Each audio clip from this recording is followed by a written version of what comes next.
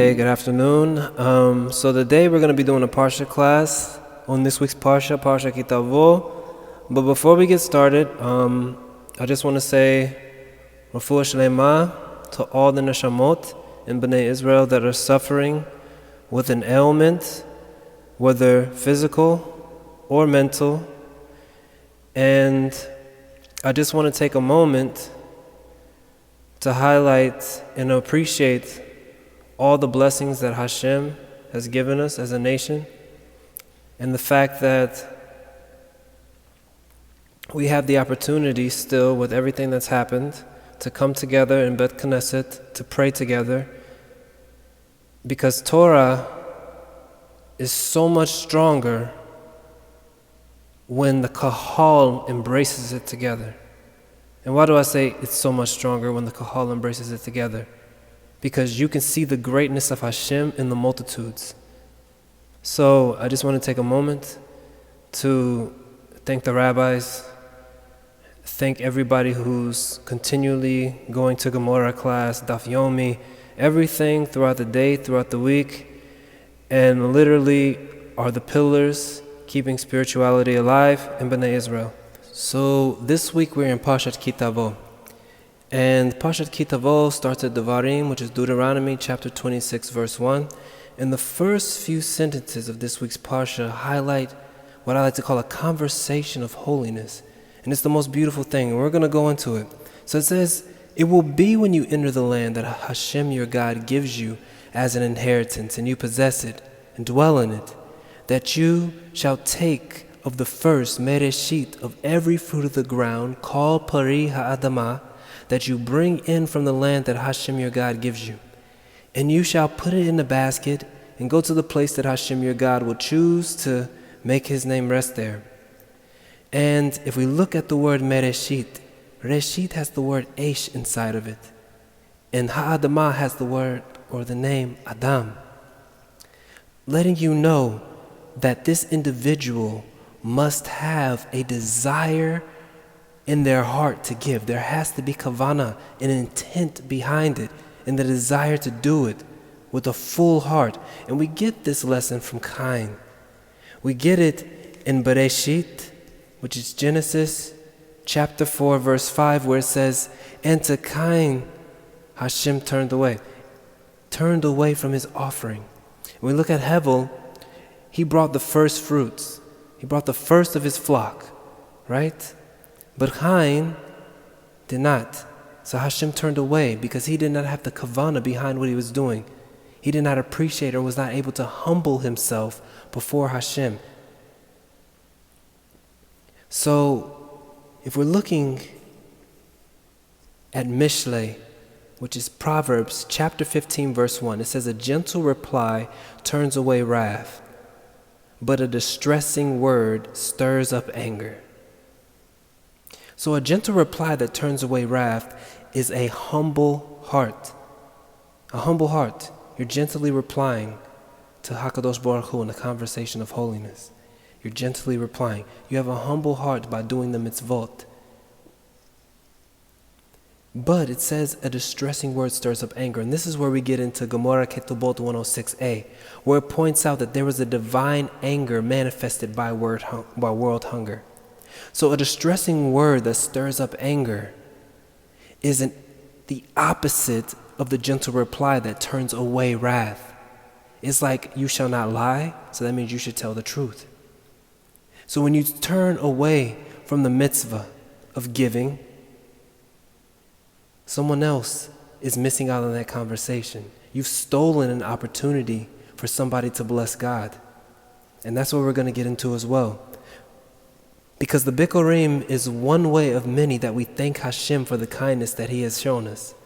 The process of doing the mitzvah humbles the human heart. Not only are you giving from the first of what God gave you, you are giving from the land that God gave as well. You are returning a piece of divine energy used in growing, and the holiness of that energy used in giving to the source that gave it. In turn, those same energies transfer to the Kohen, who will thank Hashem by saying a bracha on the food in front of him. Because it says, Potek et yadecho misbio lekol haratzon. You deny someone the emet of that by taking the food from their mouth.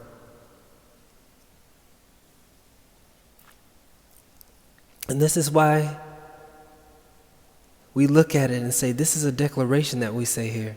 You give the Bikurim and you stand in front of the Kohen and you say a declaration. And in that declaration, one says, while presenting the Bikurim, it's a statement that highlights the holiness of HaKadosh Baruch Hu, who kept his word by multiplying an individual, taking on an afflicted nation, performing signs and wonders, confounded the Goyim, and elevated one nation to rest the divine presence among them. And this is why Devarim, chapter 26, verse 11 says, you shall be glad with all the goodness that HaKadosh Baruch Hu has given you and to your household.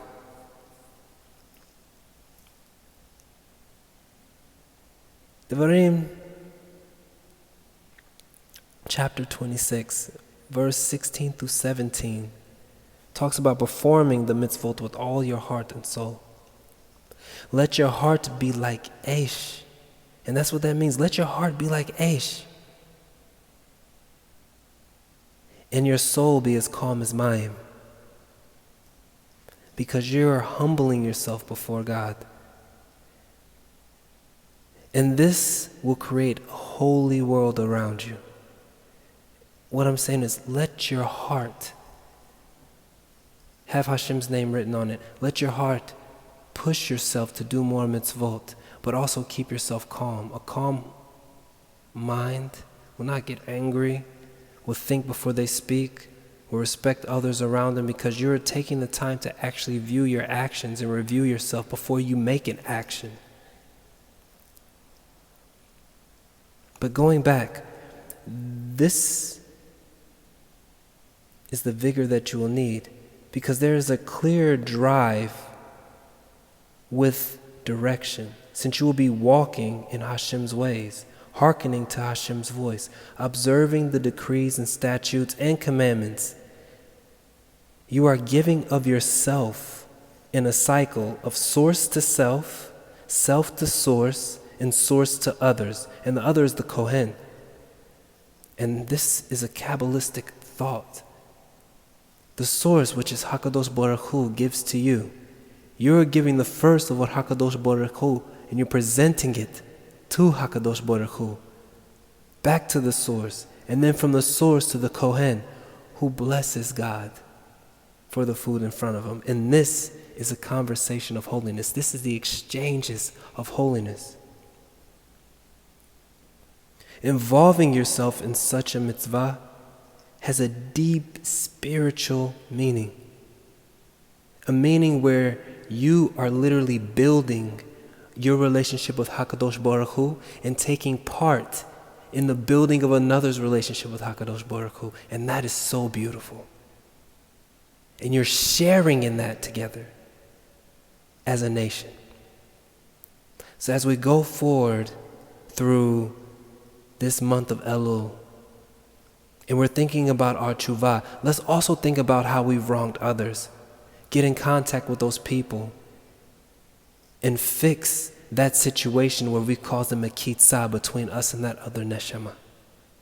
Because we are one nation and we are alive as one together. We are Am Echad and Am Echad Chai. We are living. This world is so beautiful. Hashem gave us something so beautiful. And we have to appreciate it. We have to look around and not only appreciate the bigger picture, but appreciate the smaller things that add up to the bigger picture as well. And as we go into Yom Kippur, let our tears be not only tears of sadness for the averot we committed, but let them be tears of sadness because you, HaKadosh Baruch Hu, have gave so much. And I've taken those things for granted. Hashem has been completely faithful to us. Let's be faithful to Hashem. Everybody, Shabbat Shalom. Have a wonderful weekend, a beautiful Sunday. I hope it's beautiful weather for everybody and everyone's able to enjoy with their family and friends. And let's really focus on God and building that relationship in tshuva. Good night.